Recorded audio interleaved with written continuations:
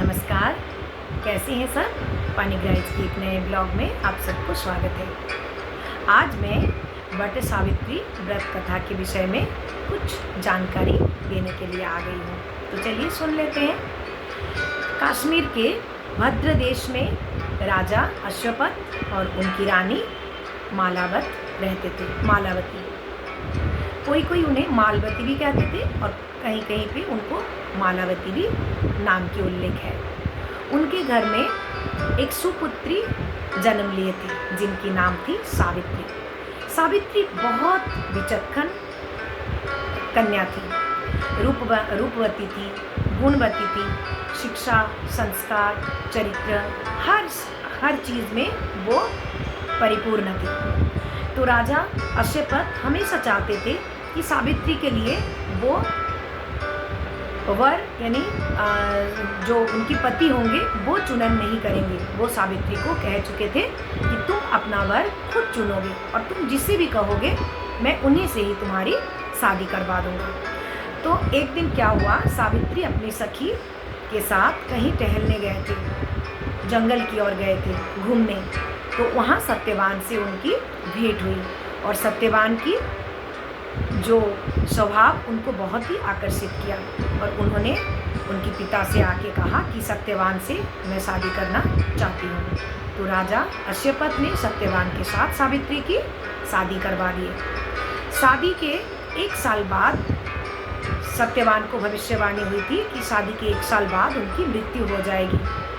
और सत्यवान के जो पिता थे वो किसी कारणवश अपना राज्य खो चुके थे और वो अपने माता पिता के साथ जंगल में रहते थे वनवासी की तरह। सत्यवान के माता पिता के दोनों के माता पिता के आंखों की रोशनी भी चली गई थी। तो सत्यवान अपने माता पिता को बहुत सेवा करते थे। सावित्री शादी के बाद हर लड़कियों की तरह अपने पति के साथ वन में चले गए, राजमहल छोड़ के, और राजवस्त्र आभूषण सब त्याग करके सत्यवान की तरह वनवासी बन गए। सावित्री अपने ससुर, सास ससुर और पति की खूब सम्मान, आदर, सेवा करते थे। और जैसे ही उनकी 1 साल शादी की होने को जा रहा था तब सावित्री को पता था कि सत्यवान की नियति खत्म होने जा रही है। और 1 साल होने को 1-2 दिन था, 3 दिन था ऐसा कुछ। तो उन्होंने वट वृक्ष पे पूजा करने लग गए। वट वृक्ष के नीचे बैठ के बहुत कड़ी तपस्या करने लग गए। और अचानक क्या हुआ, सत्यवान लकड़ी काटने के लिए जंगल जाना चाहा तो सावित्री ने जीभ पे अड़िग रहे। उन्होंने कहा मैं भी आपके साथ चलूँगी। बहुत मना करने के बावजूद भी सावित्री सत्यवान के साथ ही गए। और अचानक सत्यवान सिर चकराकर सावित्री के गोदी में लेट गए और वहीं पे ही उनका प्राण चला गया। कुछ ही देर में यमराज सत्यवान की आत्मा को लेने के लिए आए। तो सावित्री यमराज से बहुत बहस करने लगे, उन्हें बहुत ही विनती करने लगे कि उनकी आत्मा को मत ले जाओ, मैं उनके बिना नहीं जी सकती। बहुत कहने के बाद भी यमराज ने कहा ये नियम विरुद्ध है, ऐसा नहीं हो सकता। लेकिन सावित्री के बुद्धि, उनकी एकनिष्ठ पति प्रेम, भक्ति, श्रद्धा, ये सब देख के यमराज ने कहा कि तुम मुझसे 3 वर मांगो, कोई भी 3 वर। तो सबसे पहले सावित्री ने यमराज से मांगा कि मेरे सास ससुर की खोया हुआ राज्य वापस मिल जाए सास ससुर को।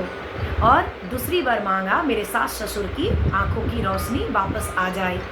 और तीसरी बार मांगा कि मुझे 100 पुत्र की जननी बनना है, मुझे 100 पुत्र दे दो। तो यमराज ने तथास्तु बोल दिए बिना सोचे समझे।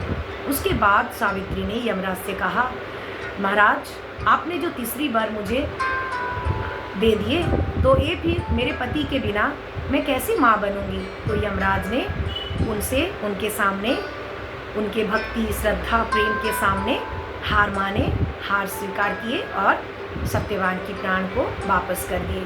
तो उसी दिन से हर स्त्री क्या करते हैं, उसी दिन को वट वृक्ष के नीचे बैठ के अपने पति की लंबी उम्र और स्वस्थ